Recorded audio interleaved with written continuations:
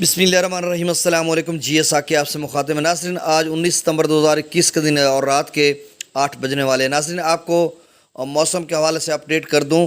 ویسے تو گزشتہ چند روز سے بارشوں کے حوالے سے خبریں زیر گردش ہیں کہ ایک نیا سپیل آنے والا ہے، تو یقیناً ہم تب تک آپ کو اپڈیٹ نہیں کرتے جب تک ہمیں آفیشیل ذرائع سے معلوم نہ ہو جائے۔ تو ناظرین آج PDM میں خیبر پختونخوا کی طرف سے ایک نوٹیفیکیشن جاری ہوا ہے اس حوالے سے کہ اس میں بتایا گیا کہ 20 ستمبر سے 25 ستمبر تک بارشوں کا یہ سلسلہ جاری رہے گا۔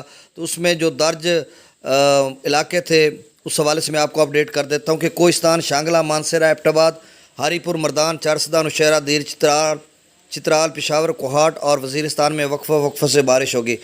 اور ناظرین یہ جو بارشوں کا سلسلہ یقیناً یہ شمالی، جنوبی اور وسطی پنجاب میں بھی اثر انداز ہوگا۔ سندھ اور بلوچستان کے مختلف علاقوں پر بھی اس کا اثر رہے گا۔